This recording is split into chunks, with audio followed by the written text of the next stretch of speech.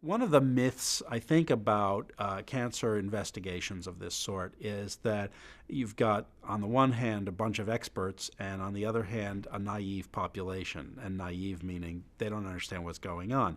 This was a very sophisticated population of folks, and so it was actually good for us because they raised some very, very important points that we had to think about a lot.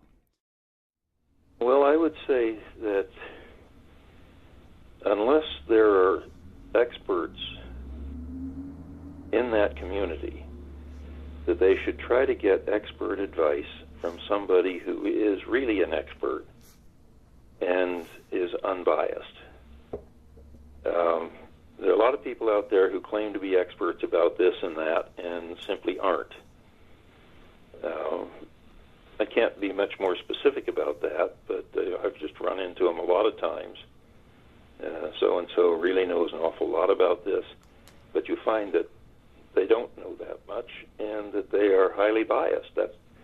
In a way, that's sometimes the reason that the community has chosen them. They already know that this person is favorably disposed to their concerns, and will give them advice that supports that concern. That's why I say it has to be independent and unbiased. Helping people understand the way you think about a problem and helping you understand how they think about a problem is often the key to making sure that you can communicate with each other. So, for example, when I think about is there a cancer problem in a particular area, I think about it in terms of exposure. I think about it in terms of what's the population, the demographics of the population, age, sex, race, what do people do for a living. I have a set of facts, impressions, and a checklist that I go through, and I try to understand the biology to understand whether there's biologic plausibility in terms of understanding what the exposure is and what the cancer or disease of concern might be. I try to walk people through my understanding of that and to understand how they are thinking about it as well, because I think part of the challenge is that not everybody thinks about that relationship the same way.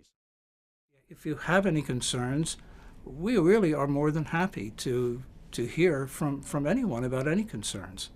I mean, that's our job, and I would certainly, make use of that. Call EPA, call the state.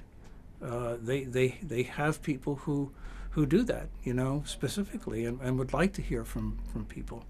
In addition, it also leads us to things that we may not know. And we're all the time trying to find out more about the site, background, people who've worked there years ago. If you have any information about people who've gotten sick that you think might have to do with the site, we do want to hear that. May not be the case. Cause and effect is very difficult. But yes, I definitely want to hear about it. I think in terms of talking to a community that has questions about cancer, it's important, I think, to get on regular communication with your health agency to understand sort of the long-term trends of cancer, to understand how the health department collects information about cancer, what the department can and can't do, what the statistics can and cannot tell you. One of the failings of the public health profession and medicine in general is that we got lost in our own jargon and we can't see our own forest for our own trees. And so I think it is critically important for the community when there's lack of clarity in communications, they have to stop the public health folks and say, wait a minute, wait. I did not understand what you were just saying then. Walk me through it in a way that I understand it on my own terms. There's at least 1,000 of these or more cancer cluster concerns that are brought to public health agencies every year in the U.S. But I think one of the important things that community members or folks concerned about a cancer rate in their community should keep in mind is that it's somewhere between 5 and 15% of all of those inquiries that can actually be confirmed as having that there's more cancer of a particular type in a particular community than there should be. I mean, that's a very low fraction of the number of concerns that come in, and it's even a smaller rarity of those that can be confirmed that we can find a reason why.